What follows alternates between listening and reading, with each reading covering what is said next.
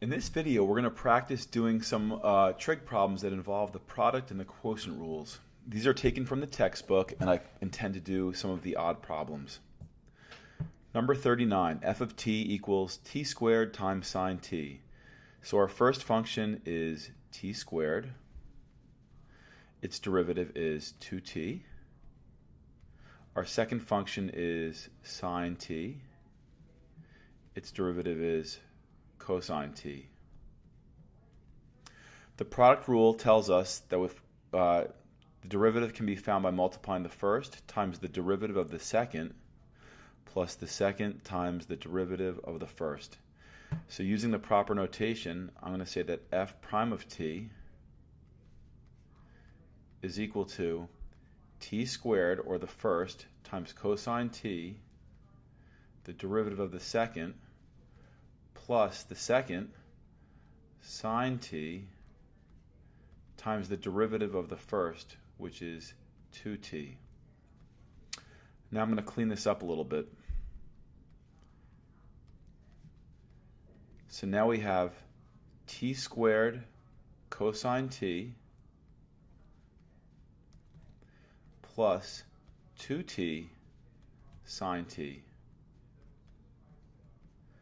Make sure your t's and your pluses don't get confused. Many students, if they don't put this little sway on the bottom of the t, they get confused with the plus. So do something to distinguish that. Now I guess you could leave it like this, but if you opted to factor, you want to take out the greatest common factor. That would be okay too. So I'm going to take out a t because it's in both. And now I'm left with t cosine t plus 2 sine t. So here is the fully multiplied out form, and here's the fully factored form. I would say either are okay if there's no specification made as to how they want the answer. But what I always tell my students is to look in the back of the book when possible to get a feeling of what the author deems as the more correct answer. Moving to the second example, f of t is cosine t over t. This problem is going to use the quotient rule. The top function is cosine t. Its derivative is negative sine t. The bottom function is t, and its derivative is 1. So the quotient rule is going to be the bottom times the derivative of the top minus the top times the derivative of the bottom. Using the proper notation, I'm going to say that f prime of t is equal to the bottom times the derivative of the top minus the top times the derivative of the bottom over the bottom squared. Cleaning this up, we get negative t sine t minus cosine t all over t squared. When I look at the numerator, I see if there's something that I could take out. I mean, I could take out a negative, but that's really not going to do much. So I think this is going to be fine. I'm going to leave this as my final answer.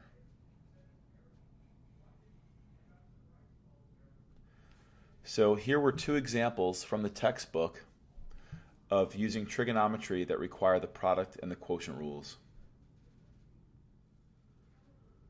So the next problem we're going to do is number 43. f of x equals negative x plus tan x. Now this one doesn't actually require the product or the quotient rule, but sometimes the author of the book just sticks these in here to see if we're paying attention. So to find the derivative of this multi-termed expression, we're just going to find the derivative of each term. The derivative of negative x is negative 1, and the derivative of tan x is secant squared x. Now, this is reminding me of a Pythagorean identity, but I'm not sure if it's exactly it, so I'm just going to play around a little bit and write down what I know. And I know that 1 plus tan squared theta is equal to secant squared theta.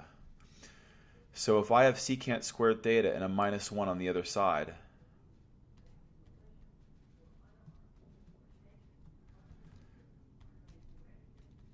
that's really equal to tan squared theta. So I think what I could do to simplify this answer is say that f prime of x is equal to tan squared x.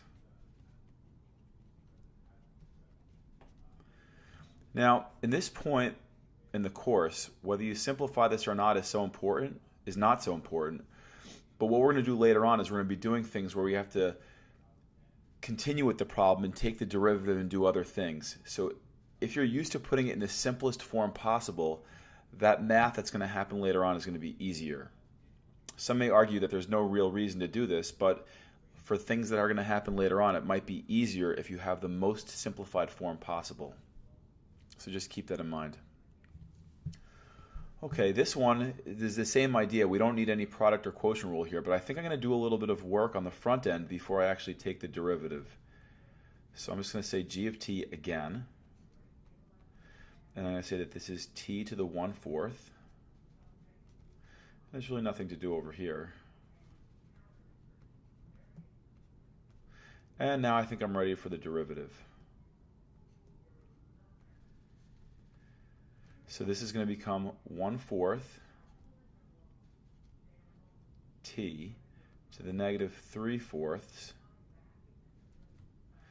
And the derivative of secant is secant tan. So it's going to be plus 8 secant t tan t. Again, watch your t's, make sure they don't look like pluses. Now, we can't leave any answer with a negative exponent, so we've got to do a little bit more here. You have to have patience when you do these problems. So this is going to become 1 over 4t to the 3/4 plus 8 secant t tan t. Now, some may argue that because the original problem had a radical, you should conclude the problem also with a radical. I'm not so sure how essential that is, but if you wanted to go that extra step, this would be 1 over 4 times the 4th root of t cubed plus 8 secant t tan t. So I think I'm going to put a box around either of these.